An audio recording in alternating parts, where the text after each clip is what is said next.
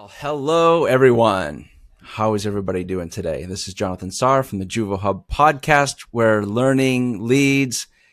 I am your host, and I have back with us today Doug Chasick, legend, decades in the industry, amazing insights, great mentor to me.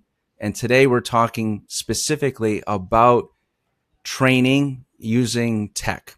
So tech situations, identifying your audience, what's involved, and I'll give you a hint. The key takeaway, and we'll be explaining this throughout the show, is don't just do the same thing over and over again. When you take a fresh look at your training assignment, what benefits does that bring to your audience? So Doug, welcome back, my friend. It's nice to have you on the show again. Well, thanks very much again for a very nice introduction and for the invitation to return. I'm happy to be here and to be able to share some good stuff and some I wish I hadn't done that stuff over the years with your audience. Exactly. Good. Yeah, I know you've been a pinnacle part of the industry in training trainers, facilitation, and I learned a lot at the AFT, the NAA sponsors, and so there's a lot. Our audience today, it's maybe experienced trainers, and maybe for you and our listening audience, it's you're trying to get into that role. You want to be a professional speaker. So we are very confident that the tips you'll receive today will help that, and that's the purpose of this podcast. It's just to help us become better educators overall. So let's dive into it, Doug. Target audience, very key phrase, one that any educator should have top of mind. So why is that important? Like, we know in property management, there's various job titles, various responsibilities. Some may have on site, corporate. Why should understanding our target audience be a critical component of preparing our education material? So I love the phrase that you coined before we went live, the presumption of training need. That is like, I'm stealing it. Okay. That is such a great way to describe what I think is the single greatest barrier to learning effectiveness.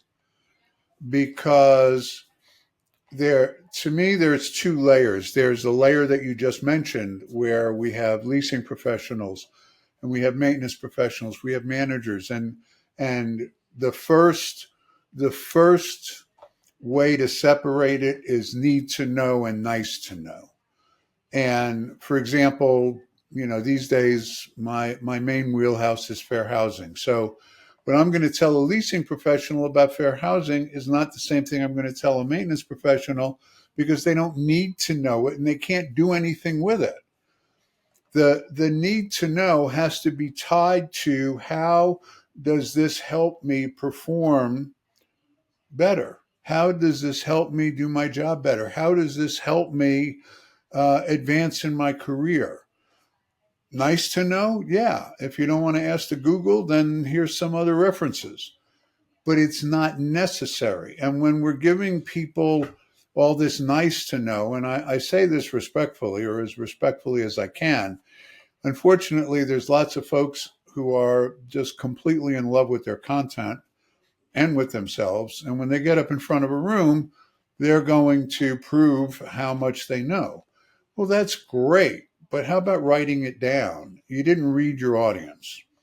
So the first distinction is, what do they need to know in order to perform better? The second distinction, and as I shared with you, I was reading Ginny Dietrich's email this morning, and there was a link to this great article about the 5 moments of learning need, and how reading it just was so crystal clear how it applies to knowing your audience. Is your audience in a situation where they're brand new? I mean, a lot of our peers are recruiting outside of our industry, hire for attitude, train for skill. So they go out and get somebody from hospitality or food and beverage or retail. They never heard of fair housing, for example, and they're in a new territory. So they have this need. What do I need? How do I get started? How are you going to onboard me successfully? And then you get to this second level, this second sort of moment of need. Okay, well, I've got the basics. However, this is really interesting. I think I could do better if I knew more. So now there's this moment of need called I need to go deeper. I need a deep dive. Then there's this moment where, wait a minute, I learned all this stuff and I went deep, but all of a sudden the thing went off the rails. What the heck do I do? You know, it's like, Yeah. can you put me in the flight simulator and have an engine go out and then show me what to do? So there's that moment of need. And then finally, there's that moment of need of mastery where you just want to be comfortable in your ability under any situation to get the job done. And I think at that point, you go full circle. I'm sorry, that was four. Fifth one is, here's the fifth level, fifth moment of need. You can tell I'm really excited about this. Yes, I love it. The fifth moment of need is everything changed. Yeah. The whole game changed. And what I was sharing with you is, you know, I spent 5 years on site. I've been a regional. I've been president of companies. You put me on an apartment community today and asked me to lease an apartment. The only thing I can tell you is you probably won't get a fair housing complaint, but everything else will blow up right in front of you. Yeah. I am clueless. Everything has changed from when I did it. So now I'm back to that first moment of need, which is, I don't know what the heck I'm doing. Help me. Yeah. And what that results in, you know, to go back to your point about what is the point of needing to know your audience? How do you engage them if you're not talking to their need? And how do you know what they need unless you talk to them about it? Right. So you can't just presume, oh, they're new, they must need this. One size does not fit all, my friends. Not at all. And I love the way you broke it down. 5 key points. And it really changes. And you highlighted in the introduction part, it's like, as speakers and as trainers, we all make mistakes, and we look back on a session that we've taught. We're like, boy, I wish I had done this. And I know that's been something I've learned the hard way, is not knowing my target audience and just thinking that, as you mentioned, well, this is amazing content, what I've written. Everyone's wow, gonna love it. Yeah. So, but with adjusting the mindset, it's really been a game changer for me in content that I do present, even for this show. And it's really hard to know my audience because they're not right here in front of me. They're listening to this. They're going to be watching it at their own leisure. But it's critically important for me to know who's listening and what are they listening to and how can I improve and what topics are important to them. And I've noticed with some very engaging trainers is that's the way that they talk with their audience. So they've thought about their audience and somehow maybe they've polled them before or talked to the event coordinator or whoever. But the way that they talk to the audience is acknowledgement of what they're doing. And so it shows that they've done their homework to get to know, and they're not just up on the stage to deliver, the same training session that perhaps they've done many, many times before. So does that make sense? Is that what you feel? It's like, doesn't matter how many times you've given this training session on this topic, it always needs to be refreshed based on who you're visiting and what state they're in, what age they are, where they're working, et cetera, et cetera. That's my takeaway from that. What do you think? Totally. Yeah. Absolutely. And as you pointed out, it is more difficult when we're in the virtual world. Yeah. There's very little I miss about traveling and doing in-person trainings. One of the things that I miss a lot is sitting at the registration table, making name tags as they come in, chit-chatting, or as we say in my neighborhood, kibitzing and schmoozing a little bit Yeah. and getting a feel. And by the time I get up in front of the room, I'm in front of a room full of friends, and I have an idea about this one, idea about that one, an idea about the next one.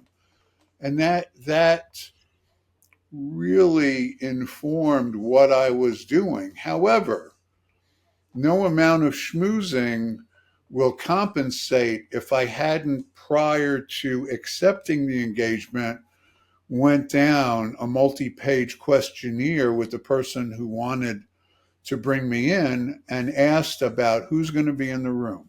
Right. Not just leasing people. Okay, great. What kind of leasing people? What type of assets do you have? As you mentioned, where are they located? Mm-hmm. So I get a sense of what kind of restrictions they might be operating on. Is it market rate? Is it affordable? What's going on with it? What are the things that are happening in your market? What are your concerns? And then the final question, when they leave, how will you know that the event was successful?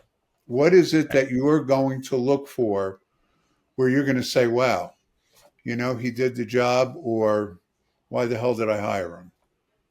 Yeah. And you got to have that in as much detail as possible in any training environment, but especially in the virtual, because there is no face-to-face that opportunity to schmooze. And plus, when you're in an in-person environment, you can look out there and you can see who's reading their email, who's nodding off, who's talking to their neighbor versus who's engaged. When we're doing this, even when cameras are on, you have to bridge the distance. You really, it takes a lot of energy. Yeah. A lot of energy. So it's impossible, in my experience, it is impossible to overemphasize how important knowing the audience, knowing what they need, what is the deliverable that's expected. Yeah. And before I give it back to you, being willing to say no when it's not in your area of expertise. That's, I do not quite as much participation as a student as I do as a presenter, but I do a lot. And within 5 minutes, I know whether we're going to have fun or we're going south. Mm-hmm. And it's like, why did you say yes? Yeah. I want to put in the chat, why did you say yes? No, that's an amazing point. I never gave that much consideration, but that's a nice takeaway. Sometimes people can sense a fraud or we're winging it from a mile away, and it's not a good feeling to be 5 minutes into a presentation and realizing that your audience just isn't. They're not with you. They're like you said, they're in a different world. They're checking emails, finishing a project, watching TikToks or something like that.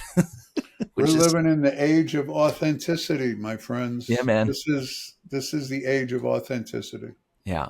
Yeah. So good. So for our audience, just take that away. Do some more research on it. Target audience. Have a clear understanding of who that is before any presentation, any teaching session, any speaking session. Know who you're talking to and tailor it accordingly. Do some research. It's going to help your presentation come alive for that audience. So Doug, Yeah, let's excuse me, I'm sorry. no, go ahead, Doug. Don't be afraid or bashful about talking to the person, whether it's in-house, whether it's your boss, whether, you're speaking for some other company. You need to ask them questions. Yeah, You need to get the information, because otherwise, how can you do your job? yeah, yeah, awesome. I one trainer I worked with, I loved her approach. She always sends out, I think you mentioned it too, like a questionnaire, trying to get an understanding of the audience, and that's helped her with her sessions. So yeah, whatever you can do, get creative, get to know your audience. But if we can just turn a little bit, you mentioned some of the key differences between an in-person environment versus a virtual environment. Now, even with COVID coming and going, it hasn't changed the fact that there is a lot of content that is shared over digital platforms, such as this podcast, or you are a trainer for your company and you're using Microsoft Teams or Zoom or something along that line. Lots of different tools. And just because of the cost effectiveness of it, it's still a leading way in order to deliver information, training your people. So with that being said, do you have any tips of tech tips in particular that would help our audience with engaging that in that virtual environment? What's been your experience? Excuse me. Yeah, thank you. Because that's something we think that, okay, I've got a computer, I got a camera, I'm like good to go. And respectfully, no, you're not. The number one: survey, study, articles, research it. Go ask the Google, and you'll come back with the same thing. The most important aspect of what you're doing is the sound. Yeah. Your video can be grainy. Your video can be, you don't want it freezing up. We'll talk about bandwidth in a minute. Don't skimp. Don't cheap out on your microphone. Right. Okay. You want to get a good microphone. You want to make certain that your environment is such that it supports a good sound. If you'll notice, if you are watching this on YouTube, notice that Jonathan has a filter in front of his mic. Mm-hmm. And depending on your speaking style, depending on how you enunciate, you may want to use one of those. Sometimes I do use it. It's funny. When I have this, by the way, this is they call this a Blue Yeti, even though it's silver. Yeti, yeah. It's a Yeti as opposed to a Yenta. It doesn't talk about you. It's just a Yeti. When I'm using it like this on a stand, I don't use the pop filter. But I also have a boom. Mm-hmm. And when I'm using it on the boom, I use a pop filter. I don't know why, but when the mic is up here, for some reason, it amplifies those pops. So absolutely. And look, you're going to spend $100, $120, $150 to get a good microphone. Now you don't have to go crazy and, spend $500 on a mixer and a, top of the line Shure or Sennheiser or something. Yeah. But make certain rather that you have good sound. Do practice sessions with somebody.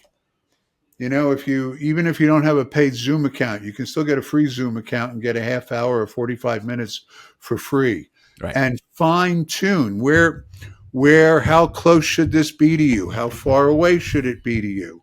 Most people, they open up their laptop and they rely on everything that's in the laptop. And no. So that to me is paramount. good sound. Without good sound, anything else you do, there's going to be a distraction. Think about, I mentioned earlier, bridging the gap, bridging the distance. Mm-hmm. Think about how you approach a training session.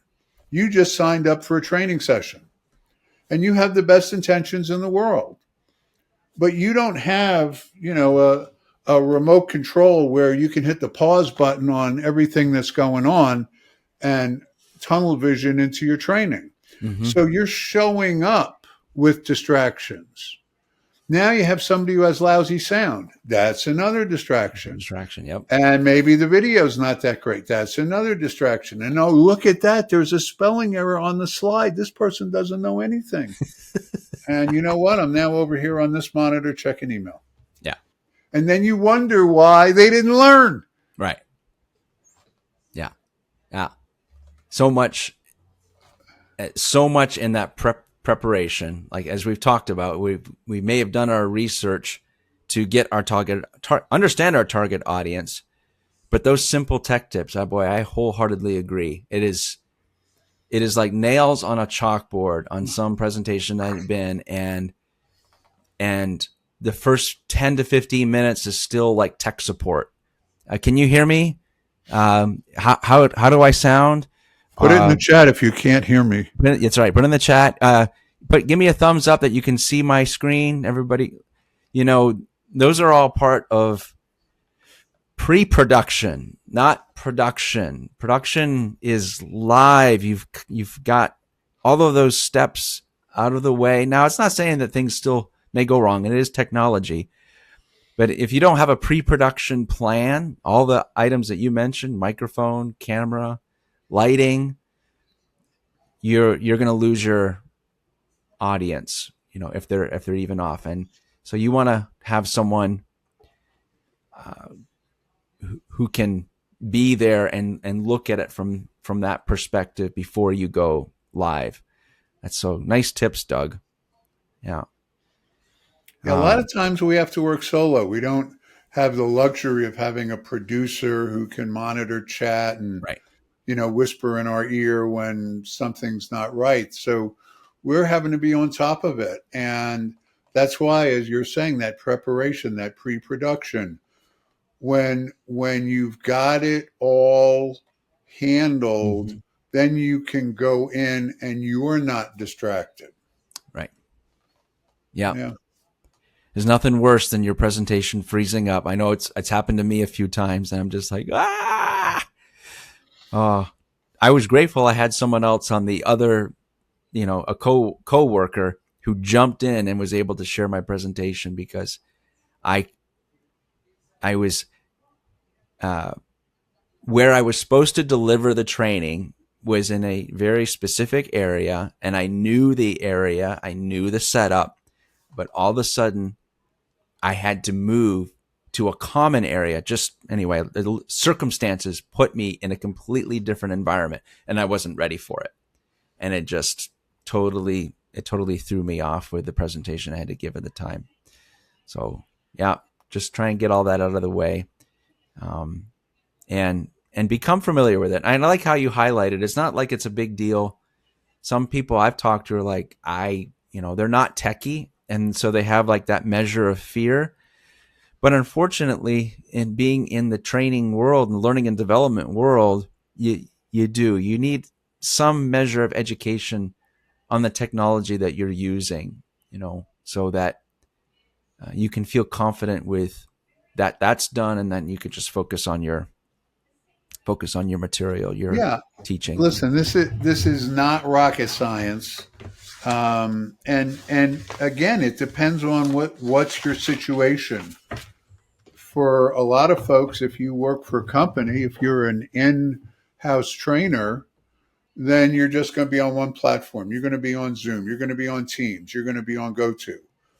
If you're like us, one day I'm on Zoom, one day I'm on GoTo, one day I'm on WebEx. There's still mm-hmm. WebEx is still out there. Mm-hmm. What I was going for is that there's nothing wrong with using a cheat sheet. Yep. Okay? Yep. Have your tools, know your platforms. And Just as importantly, friends, you want to engage your learners, obviously. Don't assume they know the platform. Before you get started in your presentation, if you're going to allow annotations, tell them what the buttons mean. Tell them what you want them to do. Raise your hand, put it in the chat. A lot of times I hear people, like in Zoom, if you're using Zoom, people say put it in the Q&A. Well, the Q&A is not an obvious No. choice. You have to go Yeah. to the more and then expand that, but they don't tell you that. So people may not ask questions because who wants to be the person that says, excuse me, but I can't find the Q&A. Yeah. Where is it? Yeah. Yeah. No, good tips. Yeah, I know we can go on forever. We probably should have had our own show, just on our own episode, rather, just on tech tips, because you got me thinking of all kinds of other items. But the point's been made. If you're doing virtual training, it's very challenging to engage your target audience, even with a fundamental understanding of who they are. Don't blow it by skipping the pre-production process, and just make sure you've got your tech tools ready for that virtual session that you're teaching. So know your audience, know your platform. yeah, very good. 2 key points so far. To kind of bring it back around to our third key objective, key main point for today's episode. I guess I got to figure out how to word this, Doug. We're busy. We're just trying to get things done. Is that really a tangible excuse for skipping these steps? Like, what do you feel are mistakes that training teams make that they skip, that leads to poor retention or not understanding their audience? Is there anything in your experience that you feel in the big picture that some other things that people may be omitting in their preparation?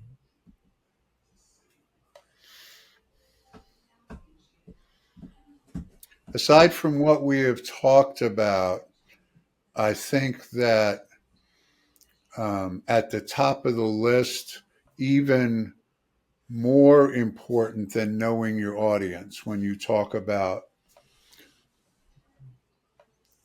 this, is not setting the expectations for the learner. Okay. In other words, we typically, the way it works is that we tell somebody, okay, you're scheduled for this class at this date, and go there, as opposed to doing our own need determination, not as a trainer, but as a supervisor. As a supervisor, what does this person need? Do they listen? I say this half jokingly because you and I have worked together in the past, and the annual fair housing class. Yeah. The annual fair housing class. Whether you need it or not, you're going to take it and check the box. It's the check the box training. And what does that do? Well, it's a CYA kind of thing. It's a cover your actions kind of a thing. Well, that's pretty much at the bottom of the list of why you should send somebody to training. There's a huge need, especially now with the chaos that's going on surrounding fair housing compliance. There's a huge need for appropriate, effective fair housing training, but it's not check the box. It's what does this person need? What does that person need? And finding out what they need exactly. Remember, need to know, nice to know. What exactly do they need to perform better? And then having a conversation that at the end of this class, here's what I expect from you. 1, 2, 3, 4, 5. This is beyond them taking the class assessment and being there for the whole thing and getting their certificate of completion. Because after class, we're going to have a conversation because I want to make sure that you're able to apply what you learned. But if I send you into the training and you don't know what I want you to learn, okay, what I'm going to supervise you to, because that's going to be number two, is that we send people to training and then we don't manage to what they learned. Right. So you are basically trying to figure out, okay, I'm here. I wonder what they wanted from me. Why did they send it? Why did they send me to this training? Training is a process. It's not an event. And all too often, people are sent to training as an event. And the biggest mistake we make is continuing to have training as an event instead of as a process. Mm-hmm. Okay. What a way to wrap that up too, because that's trying to formulate the thought here.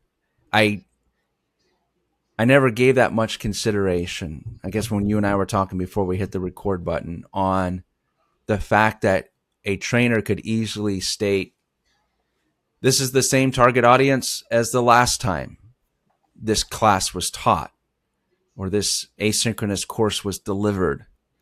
So I don't need to do anything differently. And based on your comments and assessment, that's a faulty approach to delivering education. Just because it's the same audience doesn't mean the needs are the same as they were 6 months ago or 12 months ago or 2 years ago. That our mindset should be, is this still relevant?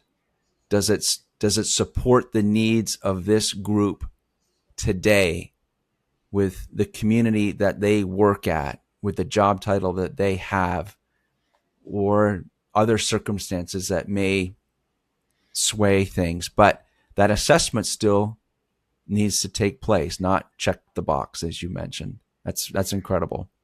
Yeah, and one of the very, very, very, very, very first trainings I ever did, I did the research. I mean, this was before the internet. That's how long ago it was.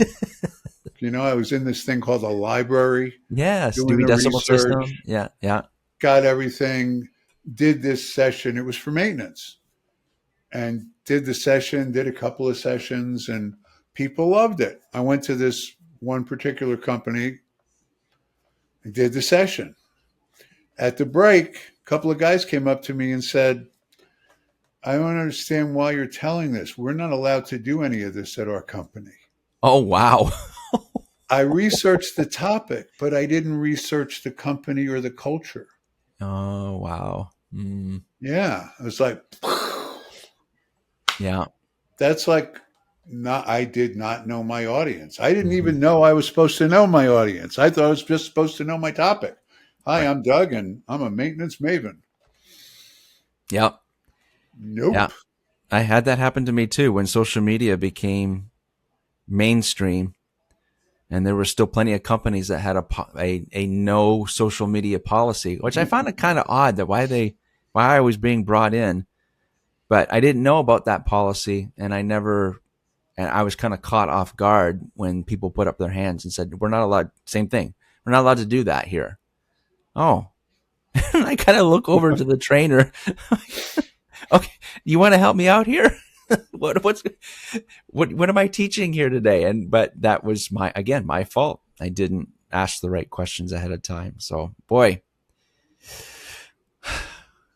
lots to ponder on, our dear audience here today. So thank you, Doug, so much for bringing that perspective to a target audience. And really, that's just one part of the entire content preparation procedures that you would go through. Target audience is just one part, but what a critical part of developing your curriculum and being able to deliver it in a way that, what's our goal? Retention. Our hearts should be towards how much can I get this audience to retain? And the we want the best for our audience. That's really what it comes down to, because they're the most important part of it, not just us talking. For sure. For sure. Yeah. All right, my friend. Well, thank you so much for being on the show again today. I'm sure we'll get you back for another deep topic like this, but we want to thank our community, the JuvoHub community. Thank you for your support of this show. If you have any suggestions for topics that you would love to hear some thoughts on, or if you'd like to be a guest on the show, go to JuvoHub.com and go to our guest page, and you can let us know. We'd love to have you on the show. But thank you again, Doug, for being here. And for everyone who's tuned in, thank you for being here. Class dismissed.